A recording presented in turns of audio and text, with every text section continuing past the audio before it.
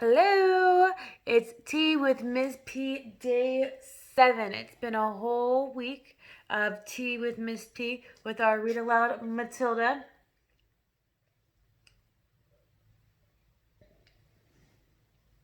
And it's the start of a new week. It's Sunday. Start of a new week.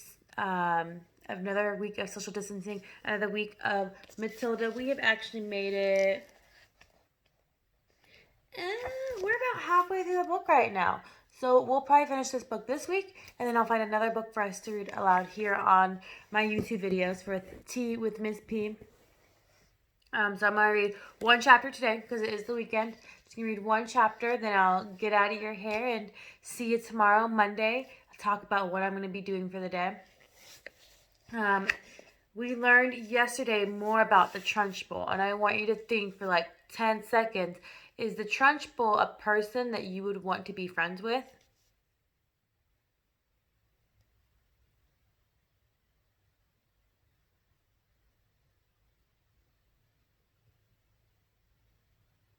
Personally, I don't think she's someone that I would want to be friends with because she doesn't seem very nice.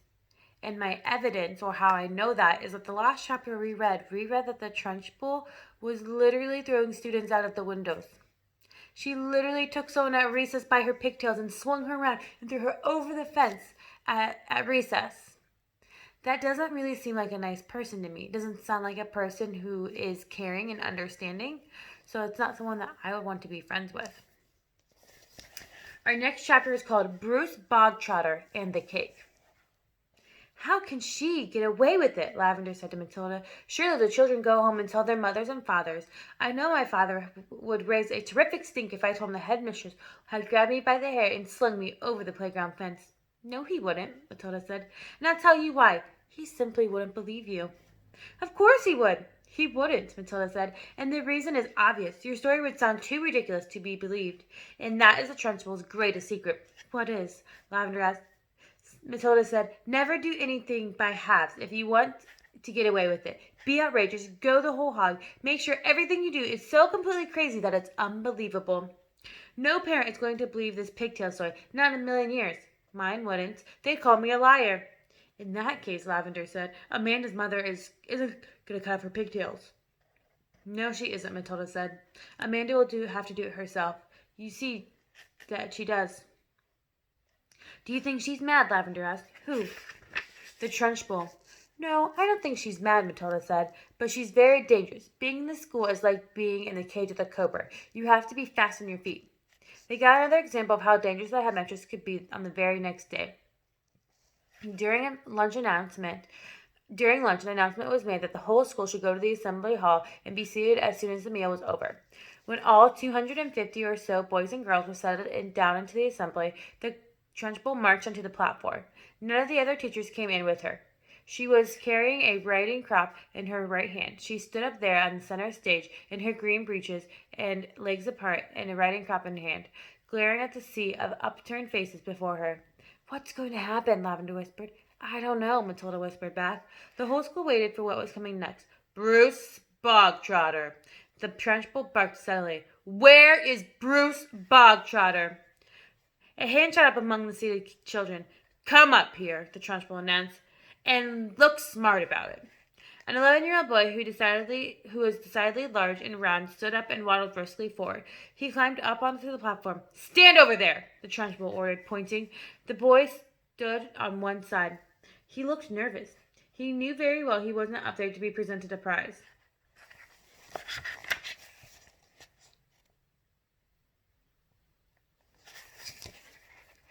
He was watching the headmistress with an exceedingly wary eye, and he kept edging further and further away from her with little shuffles of his feet, rather as a rat might edge away from a terrier that is watching.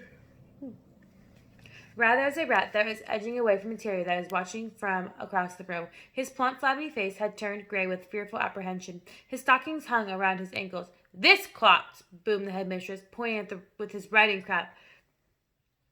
This blockhead and foul carbuncle is this poisonous person that you see before you is none other than a disgusting criminal. A scum of the underworld, a member of the mafia. Who? Me? Bruce Bogtrotter said, looking genuinely puzzled. A thief!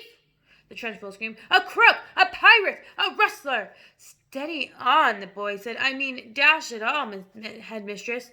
Do you deny it, you miserable little gumboil? Do you not plead guilty? I don't know what you're talking about, the boy said, more puzzled than ever. I'll tell you what I am talking about, you separated little blister.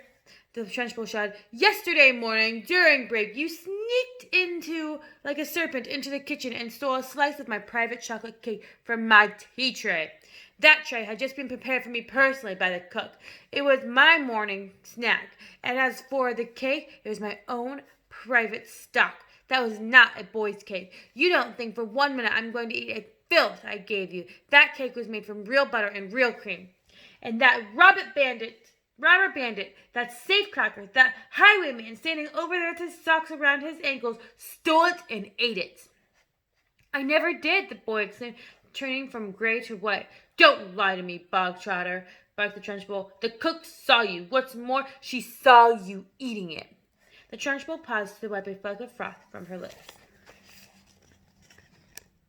So there's Bruce, and there's Miss Trunchbull pointing at him, and they're in front of the whole entire school at an assembly, and she's yelling at Bruce like that. When she spoke again, her voice was suddenly softer and quieter, and more friendly. She leaned towards the boy, smiling. You like my special chocolate cake, don't you, Bogtrotter? It's rich and delicious, isn't it, Bogtrotter? Very good, the boy mumbled. The words were out before he could stop. You're right, the Trunchbull said. It is very good. Therefore, I think I should congratulate the cook. When a gentleman has a particularly good meal, Bogtrotter, he always sends his compliments to the chef. You didn't know that, did you, Bogtrotter? But those who inhabit the criminal underworld are not noted for their good manners. The boy remained silent. Cook! The Trunchbull shouted, turning her head towards the door. Come here, cook! Bogtrotter wishes to tell you how good your chocolate cake is. Sorry, guys, it's Sunday and I'm feeling a little sleepy. The cook was a tall, shriveled female who looked as though all her body juices had been dried out of her a long time ago in the hot oven. Walked on with the platform wearing a dirty white apron. Her entrance had clearly been arranged beforehand by the headmistress. Now then, Bogtrotter, Trunchbull boomed, tell the cook what you think of her chocolate cake. Very good, the boy mumbled. You could see he was now beginning to wonder what all this was leading up to. The only thing he knew for certain was that the law forbade the Trunchbull to hit him with a riding crop, that she must smack him against her thigh. That was some comfort, but not much, because the Trunchbull was totally unpredictable. One never knew what she was going to do next. There you are, cook, the Trunchbull cried. Bogtrotter likes your cake. He adores your cake. Do you have any more of your cake you could give him? Why do you think the Trunchbull wants to give Bruce more chocolate cake when she was upset that he took it to begin with? That doesn't really seem to make sense to me. I do indeed, the cook said. She seemed to have learned her lines by heart. Then go and get it, and bring a knife to cut it with. The cook disappeared. Almost at once she was back again, staggering under the weight of the enormous round chocolate cake on the china platter. The cake was fully 18 inches in diameter and was covered in dark chocolate brown icing. Put it on the table, the Trunchbull said. There's a small table center of stage with a chair behind it. The cook placed the cake carefully on the table. Sit down, Bogtrotter, the Trunchbull said. Sit there. The boy moved cautiously to the table and sat down. He stared at the gigantic cake. There you are, Bogtrotter, the Trunchbull said, and once again her voice became soft and persuasive. It's all for you, every little bit of it. As you enjoyed that last slice you had yesterday so very much, I ordered the cook to bake you an extra large one all to yourself. Well, thank you, the boy said, totally bemused. Thank cook, not me, the Trunchbull said. Thank you, cook, the boy said. The cook stood there like a shriveled bootlace, tight-lipped, implacable, disapproving. She looked as though her mouth was full of lemon juice. Come on, then, the Trunchbull said. Why don't you cut yourself a nice thick slice and try it? What now? The boy said cautiously. He knew there was a catch in this somehow, but he wasn't sure where. Can't I take it home instead? He said. That would be impolite, the Trunchbull said with a crafty grin. You must show Cookie here how grateful you are for all the trouble it's taken her. The boy didn't move. Get on with it. Go, the Trunchbull said. Cut a slice and taste it. We haven't got till day. There's the cook carrying out the large chocolate cake.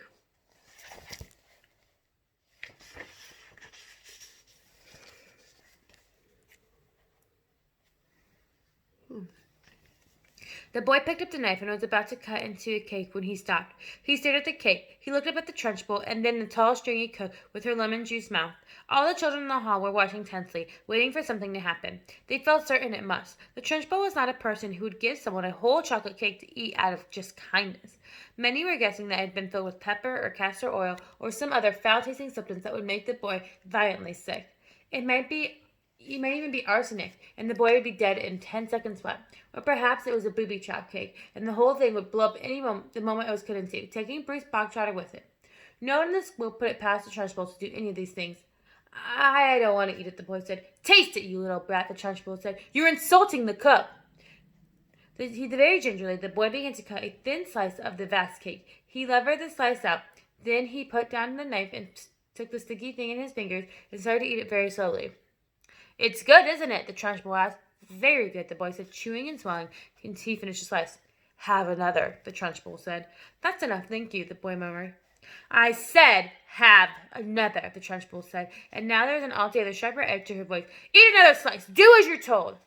I don't want another slice, the boy said. Suddenly the Trunchbull exploded. Eat, she shouted, banging her thighs with her riding crop. If I tell you to eat, you will eat. You wanted cake, you stole cake, and now you've got cake. And what's more, you're going to eat it. You're not leaving this platform, and nobody leaves this hall until you have eaten the entire cake that is sitting there in front of you. Do I make myself clear, Bogtrotter? Do you get my meaning?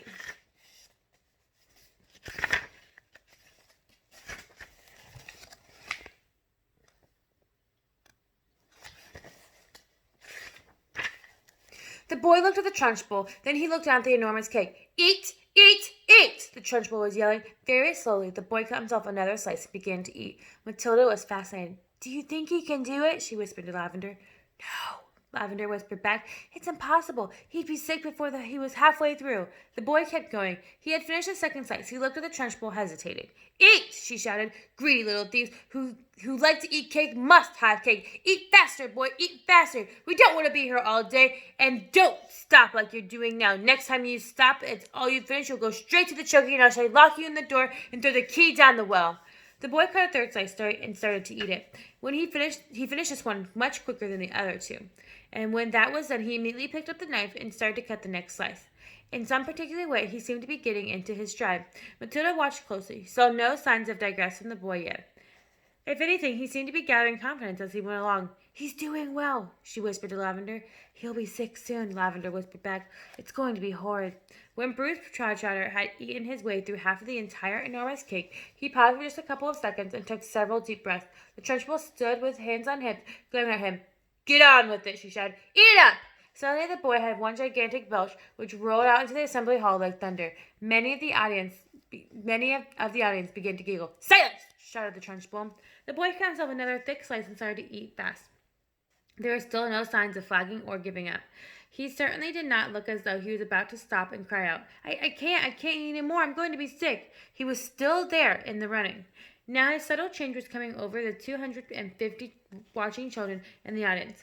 Early on, they seemed a sense of impending disaster. They had prepared themselves for an unpleasant scene, which the wretched boy, stuffed to the gills in chocolate cake, would have surrendered and begged for mercy. Then he would have watched the triumphant Trunchbull forcing more and more cake into the mouth of the gasping boy. Not a bit of it. Bruce Bogtrotter was 3/4 of the way through and still going strong. One sensed that he had almost begun to enjoy himself. He had a mountain to climb, and he was jolly well going to reach the top or die in the attempt. What is more, is he had become now very conscious of the audience and how they were all silently rooting for him. This was nothing less than a battle between him and the mighty Trunchbull. Suddenly someone shouted, Come on, Brucey, you can make it! The Trunchbull wheeled around and yelled, Silence! The audience began watching intently. They were watching as though thoroughly caught up in the contest. They were longing to start cheering, but they didn't dare. I think he's going to make it, Matilda whispered. I think so, too, Lavender whispered back. I wouldn't have believed anyone in the world could have eaten the whole cake that size. The Trunchbull doesn't believe it either, Matilda whispered. Look at her. She's turning redder and redder. She's going to kill him if he wins. The boy was starting to slow down. There is no doubt of that. He kept pushing the stuff in his mouth, and with dogged perseverance of the long-distance runner who had sighted the finish line, and knowing he must keep going on. At the very last mouthful that disappeared, the tremendous cheer rose up from the audience, and the children were leaping into the chairs and yelling and clapping. Well done, Brucey! Good for you, Brucey! You've won the gold medal! Here's all the kids cheering for him because Bruce actually finished that ginormous cake. The Trunchbull stood motionless at the platform. Her gray horsey face had turned the color of molten lava, and her eyes were glittering with fury. She glared at Bruce Bogtrotter, who was sitting on his chair like an overstuffed grub, unable to move or speak. A fine sweat was beating in his forehead, and there was a grin of triumph on his face. Suddenly the Trunchbull lunged forward, grabbed the large, empty china platter on which the cake had rested, raised it high in the air, and brought it down with a crash right on top of the wretched Bruce Bogtrotter's head, and pieces flew all over the platform. The boy was now so full of cake that he was like a sack full of wet cement, and you couldn't have hurt him with a sledgehammer. He simply shook his head a few times and went on grinning. Go to the blazes! Screamed the Trunchbull, and marched off the platform, followed closely by the cook.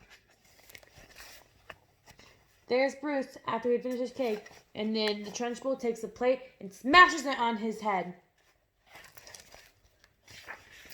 And that's the end of the chapter. I think this chapter is just more proof of why I wouldn't want to be friends with the Trunchbull. I'll see you guys tomorrow. Have a great Sunday.